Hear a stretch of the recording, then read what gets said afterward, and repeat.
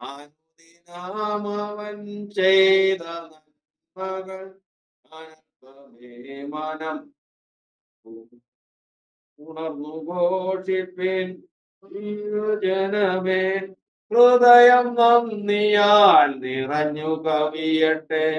ഉണർന്നു ഘോഷിപ്പിൻ ദൈവജനമേ, ഹൃദയം നന്ദിയാൽ നിറഞ്ഞു കവിയട്ടെ. ലോകത്തിൽ കിടന്ന നാം ഇന്ന് പരന്റെ വാഗ്ദത്ത സുതരല്ലോ. പാപകൂപത്തിൽ കിടന്ന നാം ഇന്ന് പരന്റെ വാഗ്ദത്ത സുതരല്ലോ. സ്തുതിപ്പിൻ സ്തുതിപ്പിൻ ദൈവജനമേ, സ്തുതികളിന്മേൽ വസിക്കും പ്രിയനെ. അനുദിനാമവൻ ചെയ്ത നന്മകൾ അനൽപമേ മനം. അനുദിനാമവൻ ചെയ്ത നന്മകൾ അനൽപമേ മനം.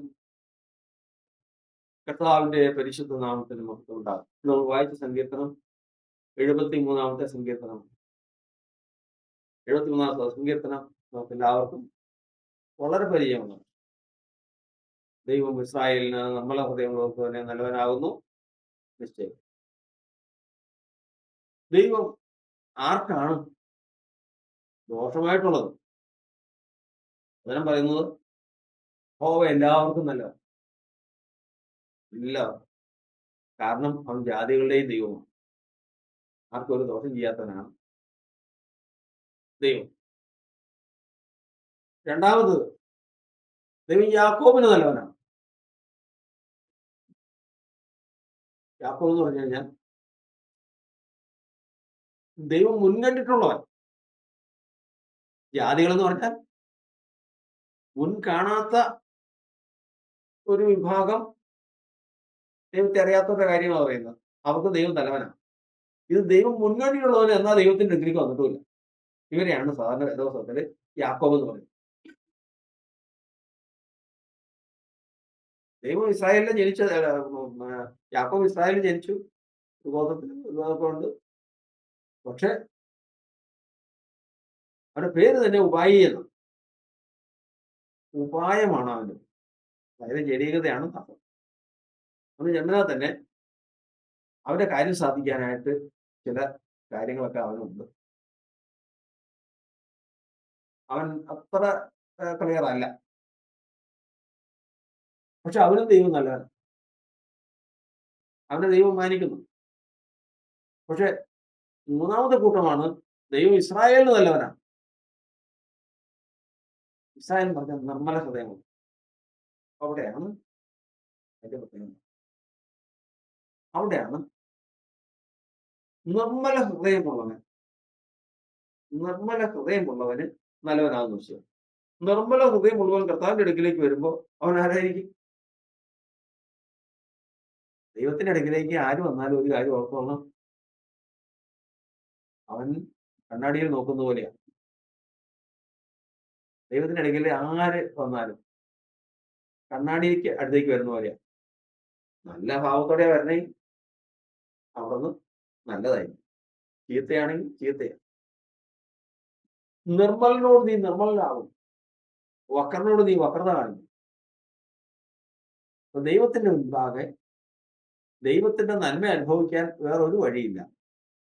അവൻ ജാതിയായിരുന്നാ പോരാ, യാക്കോബായിരുന്നാ പോരാ, ഇസ്രായേലിനായി നിർമ്മല ഹൃദയമുള്ളവനായിരിക്കും. അതാണ് യോബിന്റെ പുസ്തകത്തിൽ വായിക്കുന്നത്. നേരുള്ളവർ എവിടെ മുടിഞ്ഞു പോയിട്ടുള്ളൂ. നേരോടെ നടന്നിട്ട് മുടിഞ്ഞവരെ ഒരാളുടെ പേര് പറയാൻ നേരാളില്ല. കാരണം നേരോടെ നടക്കുന്നത് ഒരു നന്മയ്ക്കും മുടക്കം വരുത്താത്തവനാണ് ദൈവം.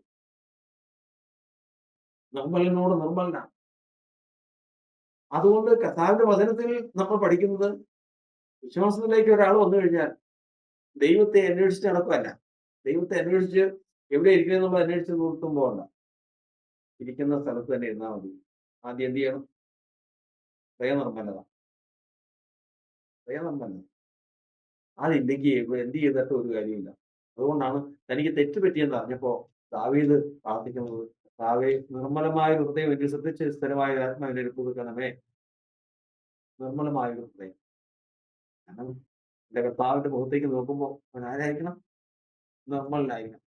എന്റെ ജീവിതത്തില് എനിക്ക് പല സാക്ഷികളും ഞാൻ ഒരിക്കൽ വിശ്വാസത്തിലേക്ക് വന്നത് അധികം നാളായിട്ടില്ല. അന്ന് ഒരിക്കൽ ഞാൻ പറഞ്ഞതുപോലെ ഒരുപാട് പുസ്തകത്തിൽ എഴുതിയിരിക്കുന്ന പോലെ അഗ്നിക്ക് കാലക്കത്തുള്ള കണ്ണുള്ള ആള് ഒരു ഞാൻ ആ ഒരു ദർശനത്തിൽ ആ കാഴ്ച കണ്ടു. നിർമ്മലനായത് എനിക്കത് അത്ര അറിയില്ല.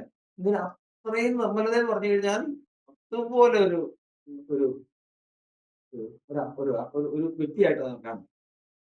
അതേപോലെ തന്നെ ഞാൻ ഒരിക്കൽ ഒരു സഭയിൽ നിന്ന് വിട്ടുപോയി സ്വന്തം വഴിക്ക് പോയി ദൈവേഷ്ടമല്ലാതെ സ്വന്തം വഴിക്ക് പോയ ഒരു സന്ദർഭത്തിൽ എനിക്ക് ആ മുഖം കണ്ടു. ആ മുഖം നമുക്ക് സഹിക്കാൻ പറ്റില്ല. അപ്പൊ അങ്ങനെ ഒരു പ്രാവശ്യം, രണ്ടു പ്രാവശ്യം, അനേക പ്രാവശ്യം ഒരു കാര്യം മനസ്സിലാക്കി. ഒരു കാര്യം എന്റെ ജീവിതത്തിൽ ഇന്നുവരെയും ഞാൻ മനസ്സിലാക്കി. ഞാൻ ഇതിലേക്ക് ഇറങ്ങി തിരിച്ചു ഇത്രയും കാലം വന്നു. എന്റെ കർത്താവിനെ തേജസ്സിൽ കാണാൻ, നിർമ്മലതയോടെ കാണാൻ, നേരുള്ളവർ അവന്റെ മുഖം കാണുന്ന, അവന്റെ ദാസന്മാർ നേരുള്ളവർ അവന്റെ മുഖം കാണുന്നു. ആ മുഖം കാണാനായിട്ട് എനിക്ക് വേറെ ഒന്നും ചെയ്യേണ്ട കാര്യമില്ല. നേരുള്ള ഹൃദയം എനിക്കുണ്ടായാൽ മതി. എന്റെ ജീവിതത്തിലെ അധ്വാനം മുഴുവനും അതിനുവേണ്ടി ചെലവഴിച്ചാൽ നഷ്ടമില്ല. കാരണം ഞാൻ ആഗ്രഹിക്കാത്ത തരത്തിൽ അവനെ കണ്ടാൽ അത് എത്ര ദുഃഖമായിരിക്കും. ഒന്നും വേണ്ട.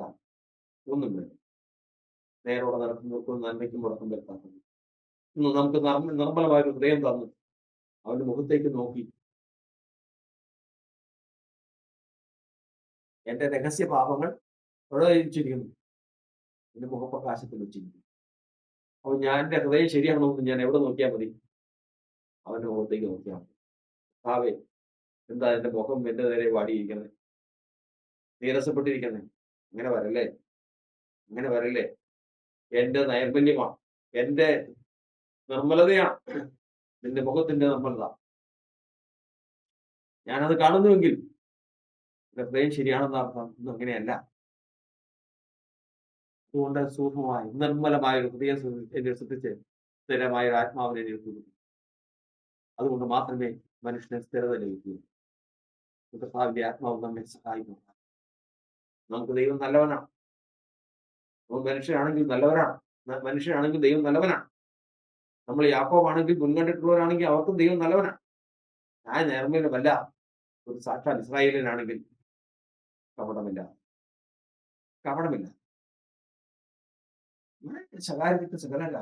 ശകാരിക്കാം. ഭീഷണം പറയാതെ നീതി അവതരിക്കുന്നവങ്ങൾ കാര്യം പരിമേൽപ്പിക്കുന്നവൻ ദൈവത്തെ ഏൽപ്പിക്കുക. നിന്റെ വഴി യഹോവയെ ഭരമേൽപ്പിക്കുക. അവനിൽ തന്നെ ആശ്രയിക്കുക. അവനത് നിർവഹിക്കും. മനുഷ്യൻ പ്രവർത്തിച്ചാൽ പൂർണ്ണത ഉണ്ടാവില്ല. മനുഷ്യൻ പ്രവർത്തിച്ചാൽ ഏതെങ്കിലും വശത്ത് ദുഷ്ടതയുണ്ടാവും. അപ്പൊ ദൈവത്തിന്റെ കരം കുറുകും.